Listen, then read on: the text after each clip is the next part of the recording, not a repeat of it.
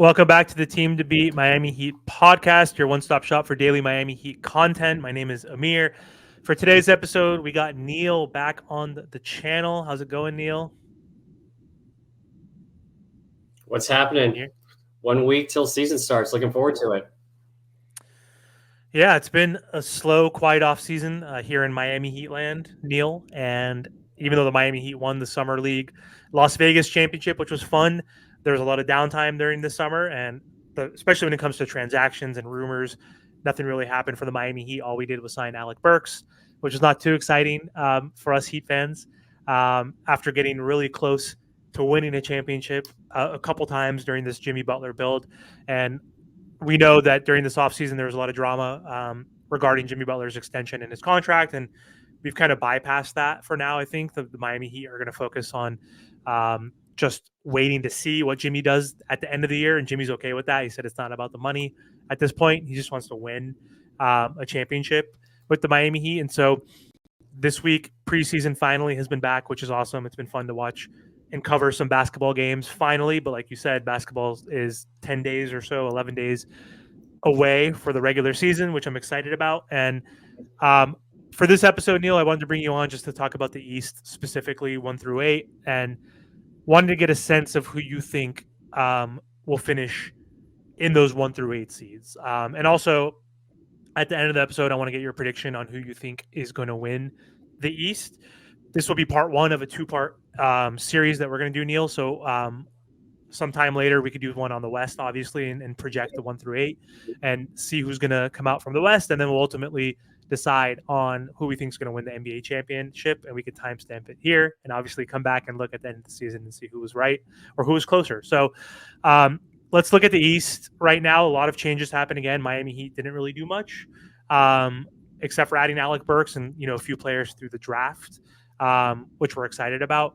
But teams like the Knicks and the Sixers have made some significant moves. So let me pull up the standings from last season so we can just get a visual of the teams in the East. Then we'll go through them one by one.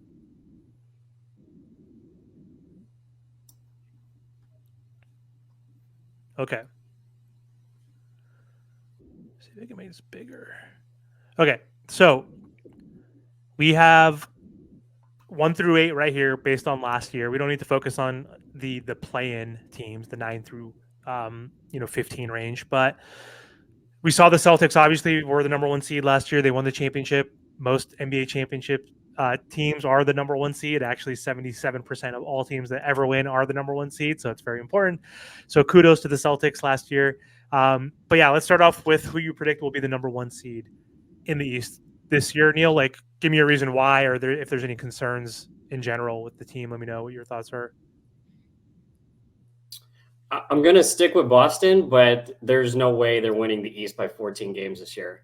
I expect Boston to regress a little bit. I'm thinking like maybe high 50s, like 57, 58 kind of wins. And then there's going to be a lot of pressure from like the 2-3 seeds. Cause like, look, if you look at those standings, spots 3 through 8 were separated by 3 games. I think we could see like similar kind of separation from like 5 to 10. But I think like New York and Philly have gotten a lot better. So I think they're going to get into the mid 50s and maybe push Boston for the 1 seed. But I'm going to go boring here. I'm going to take the Celtics to finish as a top seed again. I mean, basically, they're the most talented team. They have like continuity, like even with all the moves that the Knicks made and the Sixers bringing in Paul George. I actually like the rookie they drafted to Philadelphia. I think there's still going to be a little bit of growing pains associated with that. That's not to say they can't be a good team and a threat in the playoffs, but they still have Embiid, who's the ultimate choker. But that's for a later discussion. But I think Celtics I'll take as a 1 seed, but I think they're going to win the East by like 3 games. That's my prediction. What about you? What do you think? Yeah, I think Boston's going to win again. They were the number 1 offensive rated team last season and the number 1 defensive rated team. And they were crushing it. They were dominating the regular season. They, were mostly healthy throughout the entire year, which is indicative of their record. They added 2 players to their team and actually won that same year. They added these new players into their starting lineup, which was crazy. So Drew Holiday, one of the most underrated players just in general in the NBA, one of the best two-way guards in NBA today, was huge. He made a huge impact and, elevated this team on a defensive end, but also on a scoring end. Like Marcus Smart, I don't know how much better of a defender Smart is compared to Holiday, or if I don't know if Holiday is a better defender. Like they're both pretty similar, but the big difference was Drew's ability, one, to play make, but then to hit that three and score consistently. So Drew Holiday will be coming in his second year with this team, still in his prime, and a one really good two-way player. And then Porzingis as well, really good fit that added size to this team and helped them spread the floor even further because they had Robert Williams in that role with Al Horford. And so, going from Williams, you lose the defensive capability with Porzingis, but he's no slouch when it comes to defense. He's a good rim protector, but he's a way better offensive player than Robert Williams, the third, was. So the biggest issue with him is injuries. So I think he's always going to be injured. He's like one of those guys that will always miss 10 to 15 games, it seems like, minimum for like maintenance. So I could see them winning like 55, 56. Again, I think they still will be dominant if they're healthy, just because, again, not only are they an offensive juggernaut, but they're a defensive juggernaut, and they're the team that shoots the most threes. But it's not just about shooting the most threes; it's about making, threes at a high clip. And so I don't remember the percentages on the top of my head, but they also made a shit ton of those threes, right? So there's a correlation that, if you shoot that many threes last year and you make a lot of them, then you go far. And Dallas was the number 2 team in terms of like the most 3-point attempts, so, and I'm sure they made them at a high clip as well with Luka, Kyrie. Now they add Clay into the mix. I'm assuming, they're going to be good. So I feel like a lot of teams are going to be shooting up a lot of threes, and they have that firepower with all of their players basically in their starting lineup, going from Horford to KP to the Jays to Drew Holiday. I guess you have 3 Jays technically now, right? So I'll go with Boston, but number 2 is an interesting team in my opinion. Let's start off with you. Who do you think is going to get that second slot? I'm going to take New York again, staying with the order from last year. I mean, getting Miles Bridges into the mix, or excuse me, Mikal Bridges into the mix is a huge addition, and that on its own would be great. Karl Anthony Towns, I think, is going to be good for the regular season. It'll help them win more games. I question his ability to deal with the pressure that comes with playing at the Garden in the playoffs. If he's like the number 2 guy, maybe. We saw with Minnesota, he would have some like really weird games where he was just off his game. I question how he can handle that kind of pressure cooker with New York. But I think in the regular season, you still got Jalen Brunson. Mikal Bridges is great. You still have Josh Hart. You have like a really good bench. I mean, you got to give up something to get something. They had to give up Dante. That was probably a tough loss for the bench unit. But overall, I still think the Knicks have enough to hold off Philadelphia and Milwaukee, who I kind of put in the same group of teams in tier 2. I think that's where I would go. What are you thinking about who finishes runner up in the East? I think Sixers if healthy. I'll say Sixers, like, screw the Knicks. It's the Miami Heat channel, right? I mean, screw the Sixers obviously too, but screw the Knicks even more, based on the past. But I say the Sixers because when healthy, if healthy, big exclamation right there, they have the best player on their team compared to anybody on that New York team. I'm sorry. When Joel Embiid is healthy, if you can get 65, 70 games for Joel Embiid, which would be rare, I'm talking about regular season. We're not talking about postseason, right? Because he also kind of semi-chokes to a certain degree, or a lot of it is also that he's always hurt, right? He's like never close to like even 80%. Like it feels like every playoff he misses games. So based on the fact that Joel Embiid is a former MVP, can be an unstoppable force when healthy, with Maxey, who's an up-and-coming young potential superstar who dominated last season, super young, super confident, throwing in a veteran like Paul George in the mix, who's an amazing two-way player when healthy. Another big if right there, right, is if he's healthy, someone who could be a two-way player, someone who could hit that three, who can make tough shots, who could facilitate, who could rebound. That's, I think, going to be easier to fit in one extra guy compared to what the Knicks are going to be trying to do with fitting in now Towns with a bunch of wings. So now Mikal Bridges needs to find out what his role is going to be, and same with Towns. But on that team outside of Brunson, there's no one that you can give the ball to that like any other team's going to be like afraid of in the playoffs. Especially like there's no Luka on that team, there's no Steph, there's no KD. Like yeah, Brunson's great, but he's like 5'9" in reality. Like that guy's too small. It's very rare that a guy that small can win a championship as the number one guy. We saw what Allen Iverson looked like, right? Dominant, but it's really tough. I'll take a Paul George. I'll take a Maxi. Even Maxi's like 6'3", 6'4". I'll take a Joel Embiid, um, and that combination versus what the Knicks have, which could be an amazing team. They just have a lot of depth, but they have a lot of like redundant kind of wing players. So I don't know how that's going to fit. But I'll go Yeah, with Sixers. you make a good argument about Philly. I want to see Maxi really be the second best player on that team because Paul George, Yeah, he's been slowly starting to deteriorate. Like he's not the same level of two-way like I agree. assassin that he used to be. Like the end of his Clippers career weren't the greatest reflections on the trajectory of his career. So Maxi was the number 2 last year. He already proved it for an entire season, but I want to see him continue to get better. And even though they are bringing sort of like a quote unquote star with George coming into the mix, I still want to see Maxi like take the ownership role of being like the main sidekick to Embiid, and then George kind of fits in as a 3-and-D guy, like a glorified 3-and-D guy. Because yeah, you mentioned he gets hurt a lot, and also his game is starting to decline. Like it's been pretty obvious to me. I don't know if you agree with that, because we kind of put George in this tier of players like he might be a top 10, top 15, top 20 kind of guy. I don't really know if I see him on that level anymore. What do you think about that? Not top 10 or 15, but top 25 guy still. So like good second option. I still think he could be a second option on a winning team potentially. It just depends who that third option is. If that I think he's the third option technically on this team though, Yeah, I based agree. on the dynamics. I think Maxi's going to be the number one guy throughout the regular season based on the fact that Paul George and Embiid are probably going to miss games. Like Pace I, themselves for the playoffs. yeah, and Embiid said he's not. They just said today or yesterday that Embiid's not going to play back to backs, and he said it in his own quote. I might never play back to back in my career. So, I think in the regular season, Maxi's going to be the number one guy. He's 23 years old. He's super dynamic. He's been healthy, so I think that's the case. Paul George, like on the Miami Heat, hypothetically, could be number 2, just based on his willingness on offense. Like it would be Jimmy Butler, Paul George, and Bam. I think then that's where Miami could. And again, I think Bam is probably still more valuable and important than Paul George is. He's 27 years old, right? One of the best defenders in the NBA at this point, but he's still kind of fit in as that number 2 option on the team. But like Paul George is most likely realistically becoming a third option on a team. And if he's your third option on your team, that's a pretty goddamn good team right there, right? Obviously, it depends on how well else it rounds out, which we don't need to go into. But they made a lot of good pickups.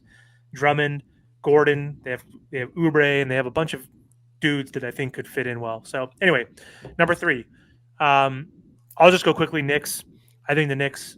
Yeah, we're kind of like flip flopping. You're going Knicks 3. I'm going Sixers 3. You make a good argument about the Sixers actually being the number 2 team. I agree with a lot of what you said.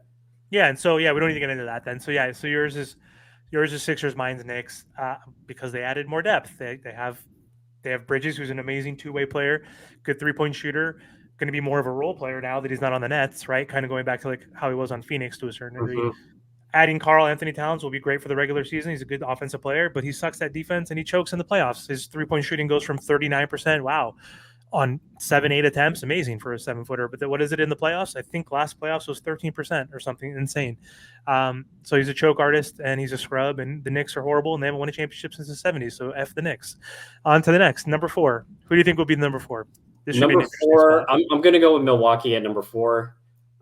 Basically, it seemed like Lillard was a little bit off last year. He wasn't quite what the Bucks thought they were getting when they made that trade. I think a lot of people were like, "Oh, Celtics Bucks, we're headed towards a big collision in the East Finals," and then the Bucks couldn't even get out of the first round. I mean, they dealt with a lot of injuries. Giannis has actually turned into a bit of an injury concern. I think the last 2 playoffs he's 3. missed like the last 3 playoff years, he's missed significant games in the playoffs, right? Like he's had these injuries that have Every come year. up. He missed a game in a bubble against the Heat. He missed games 3 and 4 or something against the Heat. Remember when we beat them in the first round also, or second round, whatever it was? He missed Yeah. games even back in dating to 2020 against the Heat, and also 2 years ago or a season and a half ago when the Heat went on their crazy run where Jimmy Butler had 56 points against the Bucks in Game 4 or 5, whatever it was. I think Giannis missed a minimum one game in that series too. So he's missed multiple games against the Heat alone. So did he play at all last playoffs, or he was out completely, right? With the whole He was out the entire playoffs right. last year against Indiana. And if you want to ask like what concerns me about Milwaukee, there's actually a long list. I mean, Go this for it. this roster is starting to get really old. Yep. They don't have a lot of like up and coming players that you can bank on. Like we talk about Philadelphia, they got Maxey. He's like a 23-year-old player, third, fourth year veteran in the league. He's like ascending. There's no one on Milwaukee that makes you look at them like, okay, they got a player that can kind of own the load on any given day in the regular season, a guy who can kind of take some pressure off in the playoffs. They're relying on a lot of aging vets. Maybe Lillard is cooked. We don't know that yet. I mean, I'm willing to give him like a little bit of grace period because it was his first year in Milwaukee. He had a down season. You got Giannis coming back. We still expect him to be a warrior. And then also the coaching, like Doc Rivers, he's not really a great coach. I mean, let's be real. I feel like Milwaukee, they could have had anybody they wanted, and they decided to go with Doc Rivers. It's just like an uninspired hire. So there's actually a lot of reasons to doubt Milwaukee and what they can do in the regular season. And they're kind of like, if you look at that next tier, you're talking about like Cleveland, Orlando, Indiana. Those are teams that could easily be better than Milwaukee this year, especially when you figure in that they have young talent that's continuing to improve while Milwaukee's key players are kind of on the downside of their careers. So I don't know if you agree with having Milwaukee at number 4. No, I mean I can see it happening, but then it's like Middleton's knees cooked. Dame is getting a year older. He's gonna be 35, and the fit didn't look spectacular. He didn't look bad. I mean, he had a down year, but like his down year was 24 points per game, 7 assists. So he's still great, but Giannis is still going to be amazing as one of the best two-way players, top 3, 4 players in the NBA, maybe top 2 even, right? He might be the second best player in the NBA when healthy. So I could see them in that area. They're probably going to be somewhere between 4 and 6 for me, or not 4, I guess, maybe 5 and 6. But I think the biggest issue for me is Middleton. Like their third guy is not right, and he's older. He's becoming washed. Same with Lopez. He's getting older as well. Like he's still good, but he's not the same. So because of that, and they didn't make significant moves, they added like Gary Trent Jr., who could be okay, but I don't think they have enough at this point. Their depth isn't as great, and they lost Drew Holiday, so defensively they're not as good. So I'm going to put them not in the 4th seed. I'm going to say, I guess this could be a surprise, perhaps, but not a big surprise because you could see on this list they were number 5 last year. But I'm going to put maybe Orlando at 4. Yeah, that's a good pick. Just because defense, they were top 5, I believe, in defense last season, and they added KCP, who's not only an NBA champion but one of the better defenders in the NBA. So their backcourt is now Suggs and KCP, which is like a pretty dynamic defensive versatile duo. They were already a top defensive team, and you add him in the mix now. So I think that's huge. He can hit the 3, he can hit the mid range. So that's going to help them offensively. And then you have Franz and Paolo both, getting better. They're both super young, skillful players as well. So I forgot who they added in the draft, but I'm going to put them at 4, and I think I'm going to put the Bucks at 5 because they still have Giannis. Because they still have KCP, the 3-point shooting. You hit the nail on the head. That was like Orlando's downfall last year. They were one of the worst 3-point shooting teams in the NBA last year, and KCP fits that. He also gives them like a veteran presence. That's won titles, like you said. So that could really take them over the top. And you would expect like all their young players, Suggs, Paolo, Franz, to kind of take the next level. So yeah, that Magic are definitely a team on the rise I'm looking for. What do you got for 5? So I went with Bucks. So I was probably going to go with the Magic at 5. So 6, I think I'm going to take Indiana over Cleveland. Those were the 2 teams I was considering.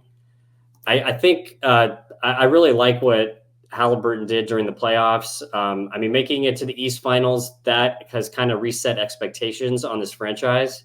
Like, I don't see them matching that kind of run again. And we kind of have seen this before where a team comes out of nowhere to make this like big playoff run. They Hawks. enter they enter the new season with like all these expectations, and then they fall short. I feel like Indiana could be like the latest version of that.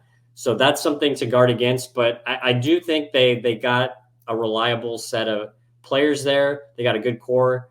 They're still relatively young. I mean, Pascal is showed he still has plenty of gas in the tank, and they just had so much depth. Like watching that game 7 against the Knicks, they just had people coming at you like from everywhere, and the Knicks were just like shell shocked in that game. They just got demolished. It was really interesting to see, but I still don't see Indiana being able to compete at the 2, 3, 4 seed level over the course of a regular season. I think they'll avoid the play-in, and I have them in as at number 6. Gotcha. I got obviously the team that's going to win the whole championship next year. No, I'm just kidding. So, got the name of my podcast, baby. The team to beat in the East. We got Miami at 6 for me, and that's going to be because of health. Right now, the Miami Heat are healthy, and that's been our biggest plague and issue. And I don't think we're going to be healthy throughout the year because we're never healthy. So Tyler Hero always gets hurt. Jimmy always gets hurt. Someone always gets hurt. So Terry Rozier, obviously, we saw him miss the playoffs last year with Jimmy Butler, right? So like, just wasn't fun being a Heat fan playing against the Celtics in the first round. I think we did finish. Did we finish in the 7th seed? No, we did not. Okay, we were outright the 8th seed. Or no, did we finish in the 7th seed? I can't remember. No, you got the 8th seed. But I think we finished in this. Didn't we finish in 7th and we lost, and then we lost to Philly? That's why we moved to 8th, or did they have a better? Or they had a better record technically, right? Yeah, that game was in Philly. That playing game that you're talking about, right, against Philly. Yeah, no. That was in Philly. That was for us to be the 7th seed. Okay, we still finished in 8th. Okay, so if we look at the standings, right? So the Heat were 46 wins. Look how many games they were. They were 3 games out from the 3rd seed. Yeah, you know what I mean? At the top, it was really tightly packed. Yeah, like they were 4 games from the 2nd seed, right? Theoretically 5 games, right? Based on tiebreakers, possibly, right? 5 games outright, they would have been the number 2 seed. The Miami Heat were the 4th most injured team in the entire NBA. You know who number 1 was? Memphis. What the hell was their record? I don't know. They're dog shit. Atlanta Hawks. What were they? Dog shit, right? 36 and 46. Yeah. So the Heat, I forgot the other team, but it was another lottery team, right? The only team that had the most injuries like that were in the playoffs were the Miami Heat, and they're only 4 games from the 2nd seed, right? Jimmy was out. Everybody was out last year. So I think if healthy, big if, Jimmy Butler in a contract year, Bam Adebayo adding threes to his repertoire, coming off a Olympic gold medal run, 3-time All-Star, all NBA defensive team, huge. Tyler Hero, if he could freaking play more than 60 games for one goddamn time in his career, 20-point scorer, right, consistently for the last 3 years. Terry Rozier only played 30 games for the Miami Heat, mid-season acquisition, full training camp, full preseason, full season with him, someone who can also light you up as a bucket, from time to time, who averaged 24 points per game with a crappy Hornets before he joined the Miami Heat, ended up averaging like 16, 17, another scorer that we needed desperately. So throwing him in the mix, and then, of course, getting players like Kel'el Ware through the draft and a few other players, I see this Miami Heat team, if healthy, should be avoiding a play-in run for the 3rd season. So I'm going to say Miami Heat in the 6th spot, and they'll avoid the play-in, hopefully. Because otherwise, if they don't, and they're a 7th seed or an 8th seed, I'm going to rip my goddamn hair out because it's frustrating having to play that extra game or games, before the playoff run while other teams are resting. And also, when you're the 7th and 8th seed team, you fucking don't win. So you simply don't win. They never win, right? So it can happen. It probably will happen eventually, just like a number 1 seed has never lost to a 16th seed, but now it's happened like 4 times, right? So it's going to happen eventually. Mm-hmm. Just like also another in the NBA, no team has ever come back from 0-3. It's going to happen one day, right? But it hasn't happened ever in basketball where a 7th and 8th seed. That's like more ridiculous than winning 1 round, right? If you're down 0-3, or winning 1 single game in the NCAA when you're a 16th seed, right? So it's very hard to win a championship if you're the 7th and 8th seed. So please, Miami, please be the 6th seed. So what do you got? Who do you got for 7? Probably going to give a slight edge to Cleveland over Miami in that one. I got Miami at 8, and then after 8, it becomes like a wasteland in the East. I'm Oh yeah, don't pretty even worry about confident that. about who the 8 teams are. Like the Bulls and the Hawks are terrible teams, and they would get into the play-in based on last year's standings. So I'm going to give Cleveland a slight edge just because I mean they were the 4 seed last year, so I have them dropping down 3 spots. I mean, like we've talked about, the East was really tightly packed between 3 and 8, even 2 and 8, only separated by 4 games. And like in the tiers that we're in right now, I think these are going to be really close margins also. And so what does it come down to? It comes down to health. When it like I should ask you this, like Miami you said was like the 4th most injured team last year. Is that a trend or was that an outlier, you think? I don't know the numbers from the previous seasons, but like It seems like kind of Jimmy's missed trendy. a lot of games. Hero's missing a lot of games. It's It's a starting to trend. come up. It's a trend. Jimmy Butler's missed 20 games every season. Tyler Hero's never played more than 67 in his career. The most he's ever played is 67. That means the minimum he's missed is 15 games in a season or more. He missed 40 last year, right? He played 57 another year. He played 63 another year, right? So that it is a trend. I think it is it's got to be some sort of a trend, especially with Jimmy and Tyler. They both have missed 20 plus games pretty much every single season if you average it out. Yeah, so if it's a trend that injuries are a bit of the norm, then I would probably give the edge in a tight race to Cleveland, who I believe would be a little bit more healthy, but they're not bulletproof when it comes to that either. Jarrett Allen misses a lot of time. Evan Mobley has missed time too. Even Darius Garland was out for parts of last year, I think, also. So it's really going to come down to health at this level. But if the Heat don't finish 6th or 7th, they'll almost certainly finish at least 8th, because the rest of the East after those top 8 teams seems really bad this year.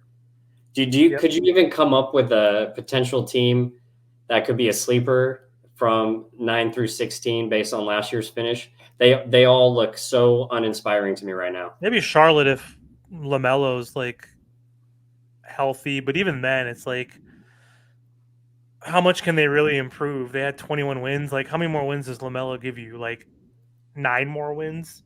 That's like still like 30. That's still like just 12th spot. You know what I mean? Based on last year's standings. So like, because I don't think LaMelo is that good. Like, he's obviously talented, but he's not going to like help a team win.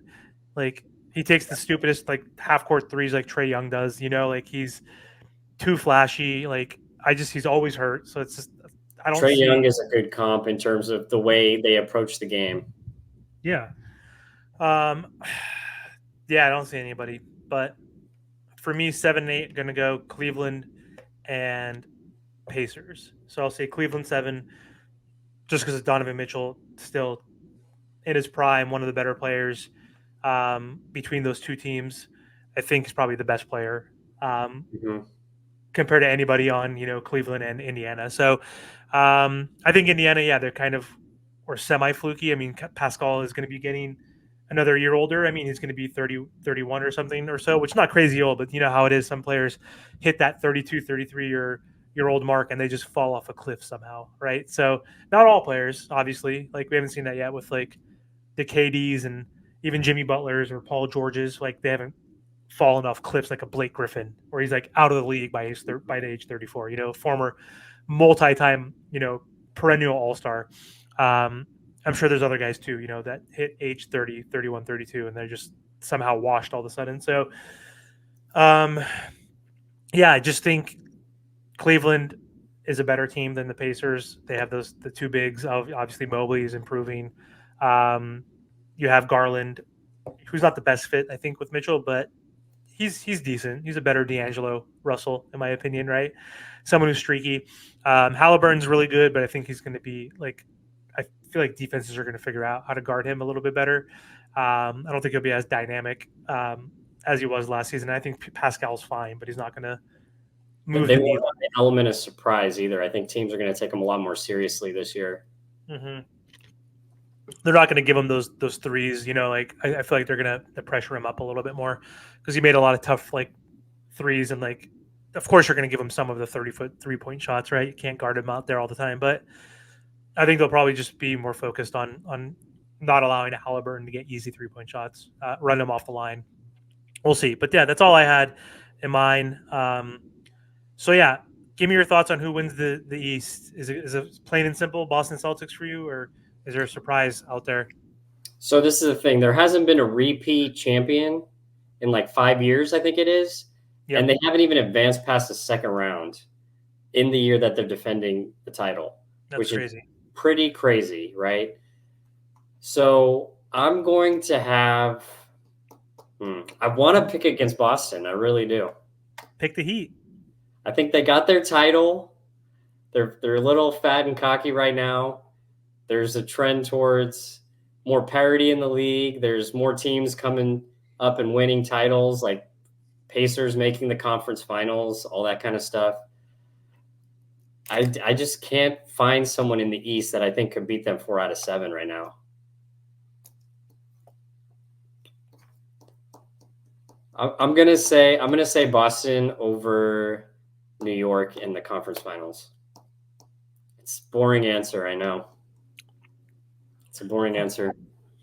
Yeah, I'm not going to pick who their opponent is at this point, but I'll go with Boston. Yeah, I wish I had something more interesting than that. I'll probably have to pick the West champion to beat the Celtics in the finals. That's probably what I'm going to do. Spoiler alert.